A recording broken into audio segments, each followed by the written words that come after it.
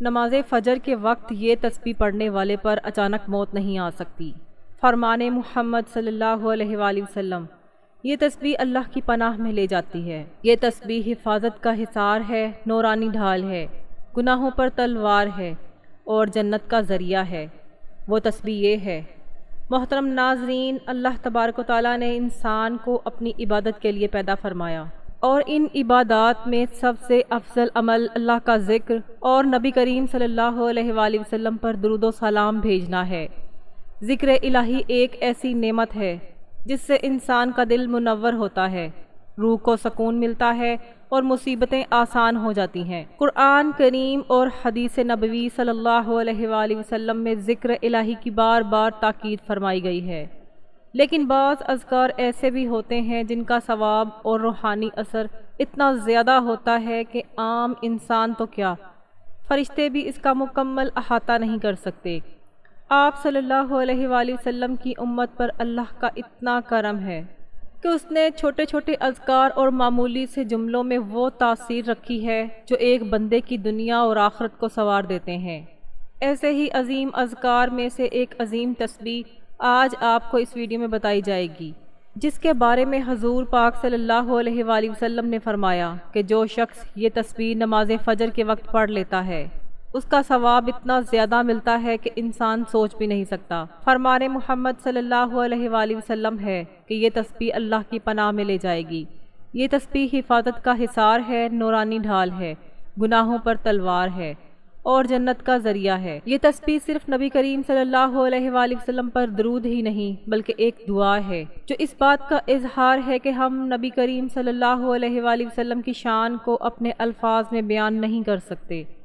تو اے اللہ، تو ہی انہیں وہ بدلہ دے جو تیرے علم میں ہے، ان کے لائق ہے۔ اس ایک جملے میں ادب و تعظیم کی وہ بلندی ہے جس پر فرشتے بھی رشک کرتے ہیں۔ آج کے پرفتن دور میں جب انسان صبح سے شام تک دنیاوی مشغولیات میں مصروف رہتا ہے تو ایسے اذکار جو وضو کے بغیر چلتے پھرتے کام کرتے ہوئے بھی کیے جا سکیں، وہ ایک نعمت عظمیٰ ہے۔ اور یہ وہ ذکر ہے جو چلتے پھرتے وضو ہو یا نہ ہو ہر حال میں پڑھا جا سکتا ہے اور اس کا ثواب کبھی ضائع نہیں جاتا۔ ایک حدیث مبارکہ میں نبی کریم صلی اللہ علیہ وآلہ وسلم نے فرمایا، افضل ذکر خفی، سب سے افضل ذکر وہ ہے جو خاموشی اور اخلاص سے کیا جائے۔ علماء فرماتے ہیں کہ یہ تسبیح صرف درود نہیں بلکہ ایک دعا ہے جس میں نبی کریم صلی اللہ علیہ وآلہ وسلم کی عظمت کا اعتراف ہے اور اللہ تعالیٰ سے اس کی شایان شان بدلہ کی درخواست ہے۔ اور یہ بات یقینی ہے کہ جس دل میں رسول اللہ صلی اللہ علیہ وآلہ وسلم کی عظمت اور محبت ہوگی وہ دنیا میں بھی کامیاب ہوگا اور آخرت میں بھی۔ ناظرین، اللہ تعالیٰ کی رضا اور رسول اکرم صلی اللہ علیہ وآلہ وسلم کی محبت مومن کا خواب، ہر متقی کا ہدف اور ہر سچے دل والے بندے کی زندگی کا مرکز ہوتی ہے۔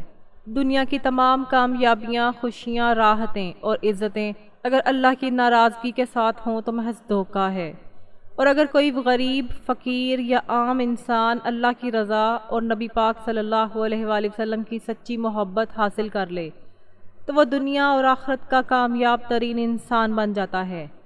آج کی اس ویڈیو میں تسبیح کے ساتھ ساتھ ہم یہ بھی جانیں گے کہ اللہ کی رضا کیسے حاصل ہوتی ہے، نبی کریم صلی اللہ علیہ وآلہ وسلم کی محبت کیسے دل میں اترتی ہے، اور وہ اعمال کیا ہیں جو رب کو راضی کرتے ہیں اور رسول عربی صلی اللہ علیہ وآلہ وسلم کے قرب کا ذریعہ بنتے ہیں۔ اللہ کی رضا کیوں ضروری ہے؟ ناظرین، اللہ تعالیٰ قرآن میں ارشاد فرماتا ہے، وَرِضْوَانَ مِنَ اللَّهِ اکبر، اور اللہ کی رضا ان سب نعمتوں سے بڑی ہے، یعنی جنت کی نہریں، محلات، غلمان، حوریں، وہ سب نعمتیں اپنی جگہ، مگر اللہ کی رضا سب سے بڑی کامیابی ہے۔ اس رضا کے بغیر نہ کوئی عمل مقبول ہوتا ہے اور نہ کوئی عبادت اثر رکھتی ہے۔ حضرت بایزید بسطامی رحمۃ اللہ علیہ فرماتے ہیں، میرا دل اللہ کی رضا میں اتنا مگن ہے کہ اگر دوزخ بھی میرا مقدر ہو تب بھی میں اس میں خوشی سے کود جاؤں گا، اگر اللہ کی رضا اسی میں ہو۔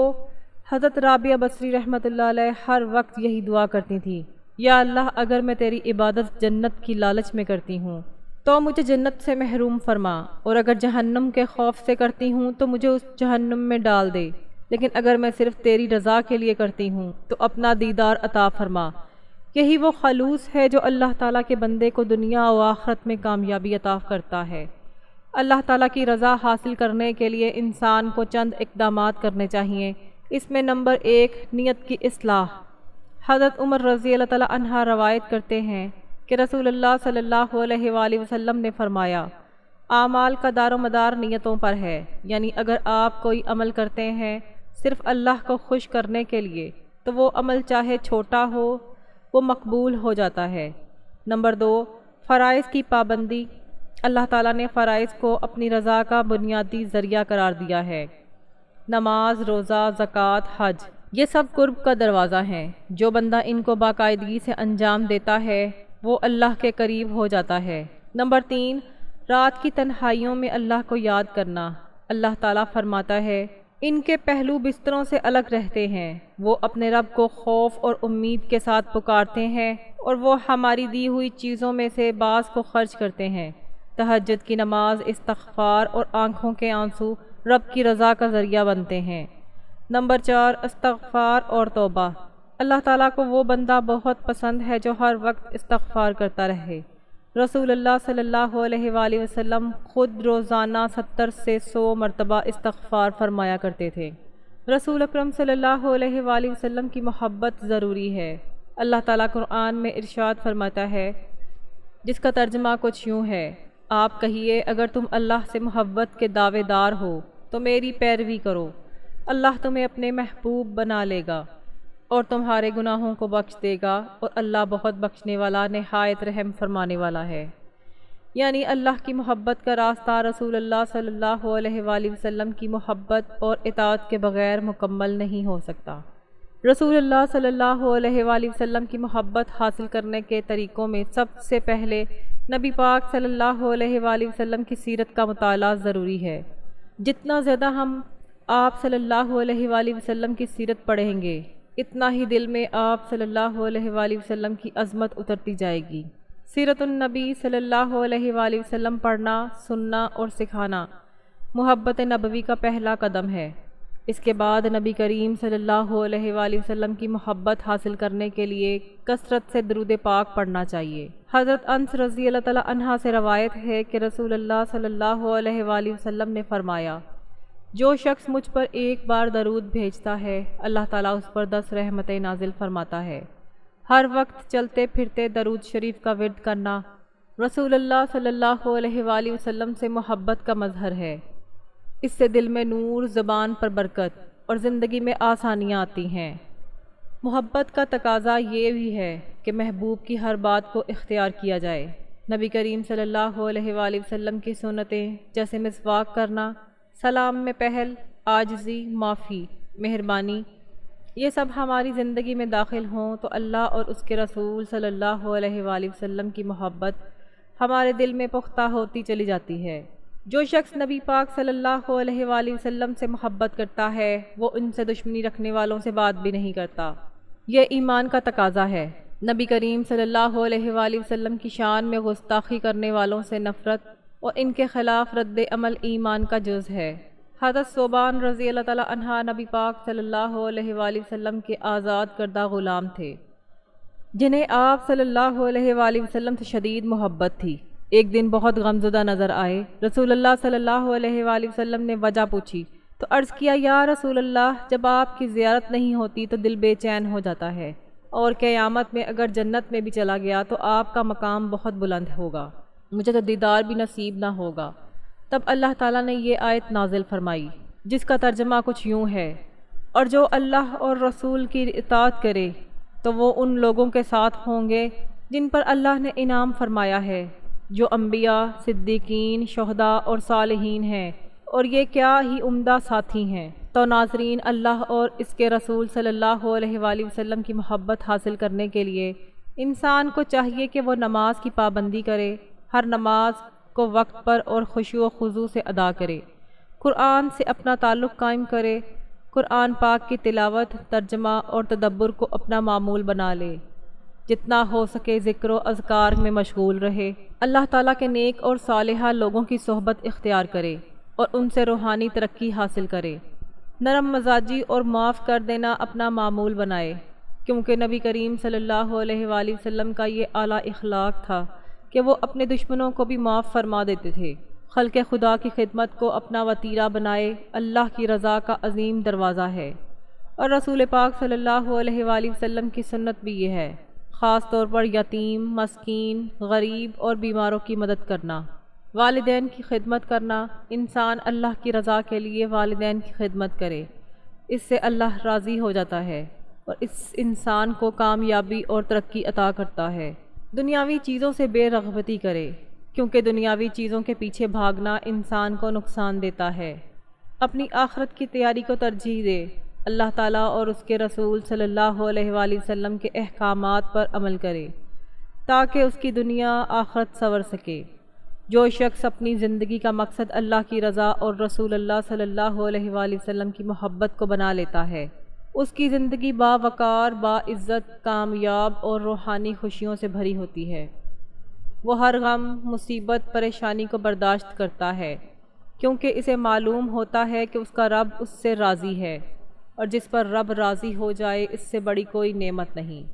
ہماری آج کی ویڈیو میں جو تسبیح آپ کو بتائی جائے گی وہ تسبیح بھی اللہ اور اس کے رسول صلی اللہ علیہ وآلہ وسلم کی محبت حاصل کرنے کا بہت ہی بہترین ذریعہ ہے۔ یہ تسبیح صرف چند الفاظ پر مشتمل ہے، لیکن اس کا مفہوم، روحانی اثر اور اجر بے حساب ہے۔ یہ نہ صرف نبی کریم صلی اللہ علیہ وآلہ وسلم سے محبت کا اظہار ہے، بلکہ اللہ تعالیٰ سے محبت کا انعام مانگنے کی بھی درخواست ہے۔ سورۃ احزاب میں اللہ تعالیٰ فرماتے ہیں، بے شک اللہ اور اس کے فرشتے نبی پاک صلی اللہ علیہ وآلہ وسلم پر درود بھیجتے ہیں، اے ایمان والو تم بھی ان پر درود اور خوب سلام بھیجا کرو۔ سورۃ توبہ میں ہے، بلا شبہ یقیناً تمہارے پاس تم ہی میں سے ایک رسول آیا ہے، اس پر بہت شاک ہے کہ تم مشقت میں پڑو، تم پر بہت حرص رکھنے والا ہے، مومنوں پر بہت شفقت فرمانے والا ہے، نہایت مہربان ہے۔ سورۃ فتح میں محمد الرسول اللہ صلی اللہ علیہ وآلہ وسلم اللہ کے رسول ہیں۔ سورۃ آل عمران میں ہے، قل ان کنتم تحبون اللہ، کہہ دو کہ اگر تم اللہ سے محبت کرتے ہو تو میری اتباع کرو۔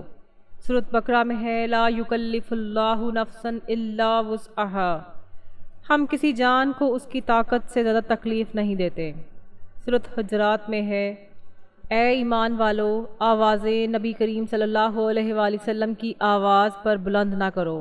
سورۃ نجم میں آتا ہے، اور وہ اپنی خواہش سے کچھ نہیں بولتے، یہ صرف وہی ہے جو ان پر نازل کی جاتی ہے۔ سورۃ نساء میں ہے، جس نے رسول اکرم صلی اللہ علیہ وآلہ وسلم کی اطاعت کی اس نے اللہ کی اطاعت کی۔ تو ناظرین محترم، وقت کی نزاکت کو مد نظر رکھتے ہوئے چلتے ہیں آج کے عمل کی جانب، اور آپ کو بتاتے ہیں وہ تسبیح جس کے بارے میں حضور صلی اللہ علیہ وآلہ وسلم نے فرمایا کہ فجر کی نماز کے بعد پڑھنے سے اچانک موت نہیں آ سکتی۔ یہ تسبیح اللہ کی پناہ میں لے جائے گی۔ یہ تسبیح حفاظت کا حصار ہے، نورانی ڈھال ہے، گناہوں پر تلوار ہے اور جنت کا ذریعہ ہے۔ فجر کی نماز کے بعد آپ اس تسبیح کا عمل کر سکتے ہیں۔ آپ اس تسبیح کا ورد اپنی زبان پر جاری رکھیں۔ یہ ایسے بابرکت کلمات ہیں کہ ان کے ذریعے اللہ تعالیٰ اس بندے سے راضی ہو جاتا ہے، اپنے پیارے محبوب کے صدقے اس بندے کے تمام صغیرہ کبیرہ گناہوں کو بخش کر اس کے گھر ڈھیروں رحمتیں اور برکتیں نازل فرماتا ہے۔ اس کی اولاد کے لیے کامیابی کے راستے آسان ہو جاتے ہیں، اس کے ہر کام میں اللہ تعالیٰ آسانی پیدا فرما دیتا ہے، رزق کی تنگی دور فرما دیتا ہے، کشادہ رزق عطا کرتا ہے۔ تو اگر آپ کا وضو ہے تو بھی آپ اس عمل کو کر سکتے ہیں، اگر وضو نہ بھی ہو تو آپ سب سے پہلے اللہ تعالیٰ کی ذات پر کامل یقین اور بھروسہ کرتے ہوئے جو بھی آپ کا مقصد ہو، جو بھی آپ کی حاجت ہو، آپ نے اس کی نیت کرتے ہوئے، اس کو دل میں تصور کرتے ہوئے اس تسبیح کو پڑھ لینا ہے۔ یہ تسبیح ایسی تسبیح ہے جس میں ادب، محبت، عقیدت اور اللہ سے التجا سب کچھ شامل ہے۔ اس کے لیے آپ نے سب سے پہلے درود ابراہیمی پڑھنا ہے، اور کوئی چھوٹا سا درود آپ نے نہیں پڑھنا، کیونکہ یہ تسبیح کا عمل بھی ایک چھوٹے درود کا ہی عمل سمجھ لیں، اور ویسے بھی درود پاک کی فضیلت بہت زیادہ ہے۔ قرآن و حدیث میں درود پاک کی اہمیت و فضیلت کی بے شمار احادیث اور روایات موجود ہیں، جیسا کہ حدیث پاک میں آتا ہے کہ جو شخص مجھ پر ایک بار درود بھیجتا ہے اللہ تعالیٰ اس پر 10 رحمتیں نازل فرماتا ہے۔ تو تمہارا مجھ پر درود بھیجنا قیامت کے دن تمہارے لیے نور ہوگا۔ جو شخص مجھ پر ایک مرتبہ درود بھیجے اللہ اس پر 10 درود بھیجتا ہے۔ سب سے زیادہ بخیل وہ ہے جو میرا ذکر سنے اور مجھ پر درود نہ بھیجے۔ میری امت میں سے سب سے زیادہ میرے قریب وہ لوگ ہوں گے جو مجھ پر کثرت سے درود بھیجتے ہوں گے۔ درود تمہاری دعاؤں کو اللہ تک پہنچانے والا ذریعہ ہے۔ جو مجھ پر ایک بار درود بھیجے اللہ اس پر 10 رحمتیں نازل فرماتا ہے، 10 گناہ معاف ہوتے ہیں۔ جب تم دعا کرو تو سب سے پہلے اللہ کی حمد کرو، پھر نبی کریم صلی اللہ علیہ وآلہ وسلم پر درود بھیجو۔ قیامت کے دن سب سے زیادہ کامیاب وہ ہوگا جو مجھ پر کثرت سے درود بھیجے گا۔ جو مجھ پر درود بھیجے اس کے لیے فرشتے دعا کرتے ہیں۔ حضرت حسن بصری رحمۃ اللہ علیہ کے پاس ایک شخص آیا اور کہا کہ میری زندگی میں برکت نہیں، اولاد نہیں، کاروبار میں خسارہ ہے۔ حضرت نے فرمایا کثرت سے نبی کریم صلی اللہ علیہ وآلہ وسلم پر درود بھیجو۔ وہ شخص چلا گیا، کچھ ماہ بعد واپس آیا اور خوشی سے بتایا کہ اللہ نے سب مسائل حل فرما دیے ہیں۔ حضرت حسن بصری رحمۃ اللہ علیہ نے فرمایا درود ایک ایسی کنجی ہے جو ہر بند دروازہ کھول دیتی ہے، تو اس لیے آپ نے سب سے پہلے درود ابراہیمی پڑھنا ہے۔ ایک بار ثواب کی نیت سے میرے ساتھ بھی درود ابراہیمی پڑھ لیں۔ اللہم صلی علی محمد وعلی آل محمد کما صلیت علی ابراہیم وعلی آل ابراہیم انک حمید مجید۔ اللہم بارک علی محمد وعلی آل محمد کما بارکت علی ابراہیم وعلی آل ابراہیم انک حمید مجید۔ درود ابراہیمی پڑھنے کے بعد آپ نے ہاتھوں کی انگلیوں پر یا تسبیح کے دانوں پر گن کر پورے 100 مرتبہ یہ تسبیح پڑھنی ہے۔ جزا اللہ عنا محمد صلی اللہ علیہ وسلم ما ہوا اہلہ۔ ترجمہ: یا اللہ ہماری طرف سے محمد صلی اللہ علیہ وآلہ وسلم کو ان کی شان کے مطابق عطا فرما۔ ابن عباس رضی اللہ تعالیٰ عنہ فرماتے ہیں کہ رسول اللہ صلی اللہ علیہ وآلہ وسلم نے فرمایا جس نے یہ الفاظ کہے تو اس نے 70 فرشتوں کو 1000 دن تک تھکا دیا، یعنی اس کا ثواب مسلسل لکھتے رہیں گے۔ اس تسبیح کو پڑھنے کے بعد آپ نے 33 مرتبہ سورۃ کوثر کی تلاوت کرنی ہے۔ بسم اللہ الرحمن الرحیم، انا اعطیناک الکوثر فصلی لربک وانحر انا شانئک ھو الابتر۔ 33 بار آپ نے سورۃ کوثر پڑھ کر آخر میں پھر درود ابراہیمی پڑھنا ہے، جیسے وظیفہ شروع کرنے سے پہلے پڑھا تھا۔ اس تسبیح کو آپ لازمی پڑھیں، صبح و شام پڑھیں، اپنی زندگی کا حصہ بنا لیں، کیونکہ اس تسبیح سے دل کی سختی دور ہوتی ہے، گناہوں کی معافی کا ذریعہ ہے، نبی کریم صلی اللہ علیہ وآلہ وسلم کی شفاعت حاصل ہوتی ہے، دنیاوی حاجات پوری ہوتی ہیں، قبر کا عذاب ختم ہوتا ہے، قیامت میں سایہ مہیا ہوتا ہے، اللہ کی محبت نصیب ہوتی ہے، رزق میں برکت آتی ہے، دعائیں قبول ہوتی ہیں، جنت میں نبی کریم صلی اللہ علیہ وآلہ وسلم کا قرب نصیب ہوتا ہے۔ تو اس چھوٹے سے درود پاک کو یاد کر لیں، جب بھی نماز پڑھیں، نماز کے بعد 1 بار، 2 بار، 3 بار، 100 بار بھی پڑھ سکتے ہیں۔ انشاءاللہ آپ کی زندگی بدل جائے گی۔ اللہ آپ کے گھر میں نبی صلی اللہ علیہ وآلہ وسلم کے صدقے اپنی رحمتیں، برکتیں نازل فرمائے گا، آپ کے رزق میں برکت فرمائے گا، آپ کی دعاؤں کو قبول فرمائے گا انشاءاللہ۔ تو آپ اس عمل کو لازمی کریں، اسے شیئر کریں، ویڈیو کو لائک کریں، چینل کو سبسکرائب کریں۔ دعا ہے کہ اللہ تعالیٰ نیکی کی بات کو سننے، سمجھنے اور اس پر عمل کرنے کی توفیق عطا فرمائے۔ میرا سنانا اور آپ کا سننا اپنی پاک بارگاہ الہی میں قبول و منظور فرمائے، آمین۔ ناظرین، گزارش ہے کہ اللہ تعالیٰ کے 99 ناموں میں سے کوئی ایک نام کامنٹس میں لکھ کر ضرور شیئر کریں۔ اللہ تعالیٰ ہم سب کا حامی و ناصر ہو، آمین۔ جزاک اللہ۔